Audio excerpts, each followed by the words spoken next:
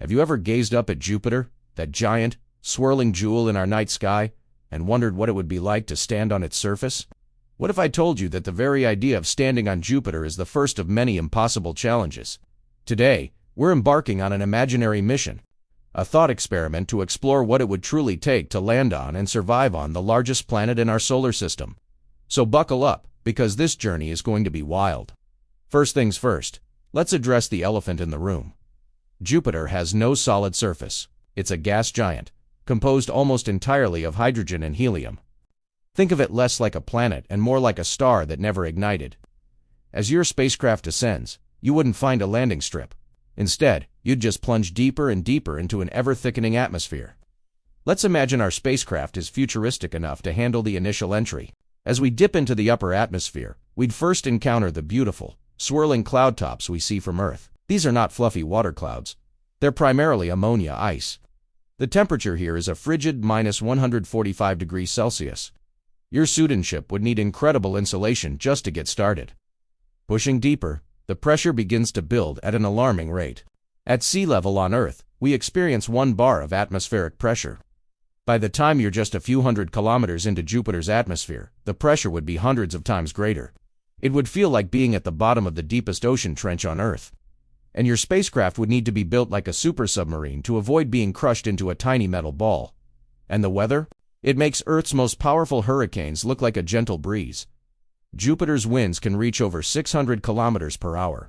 You'd be tossed around in a perpetual, planet-wide storm. And then there's the lightning. Not your average earthly thunderstorm, but superbolts 100 times more powerful, flashing through the dense clouds.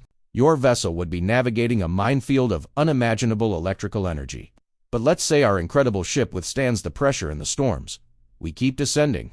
As we go deeper, the temperature starts to rise dramatically due to the immense pressure. The ammonia clouds give way to clouds of ammonium, hydrosulfide, and deeper still, clouds of water, ice, and vapor. The temperature climbs past the boiling point of water, reaching thousands of degrees Celsius. Outside your viewport, the scenery would be a dark, crushing, and scorching hellscape. Now for the really mind-bending part. As we continue our descent, the pressure becomes so extreme, about 2 million times Earth's sea level pressure, that the hydrogen gas around us undergoes a bizarre transformation.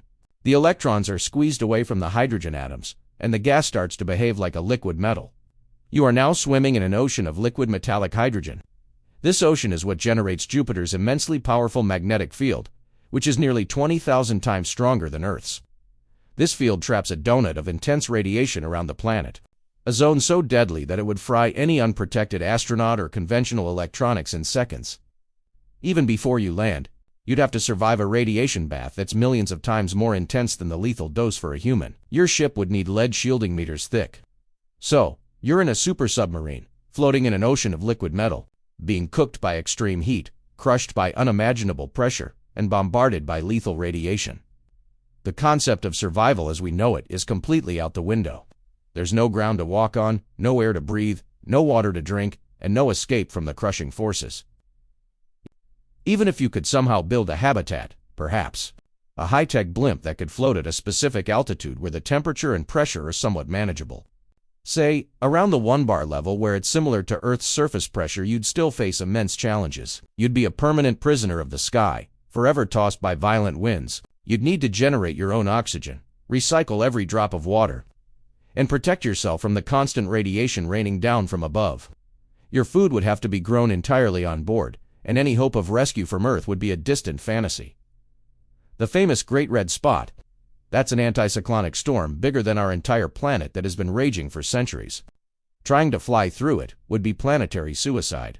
It's a vortex of such power that it would tear our hypothetical supership to pieces. So, what's the verdict? Can you survive on Jupiter? The short and simple answer is a resounding no. Jupiter is not just inhospitable. It's a world that actively tries to crush, irradiate, and vaporize anything that enters it.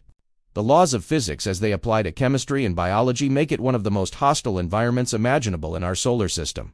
But that's what makes it so fascinating.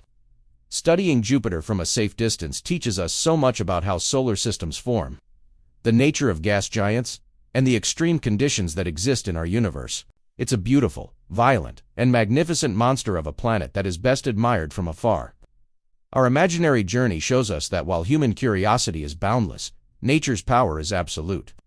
Jupiter will likely always remain a world for our telescopes and robotic probes, a realm of gods and giants, not of humans. Thank you so much for joining me on this incredible, and slightly terrifying, journey into the heart of Jupiter. If you enjoyed this cosmic thought experiment, don't forget to hit that like button and subscribe for more adventures into the great unknown. Let me know in the comments which planet you'd like us to try and survive on next. Stay curious, and see you in the next video.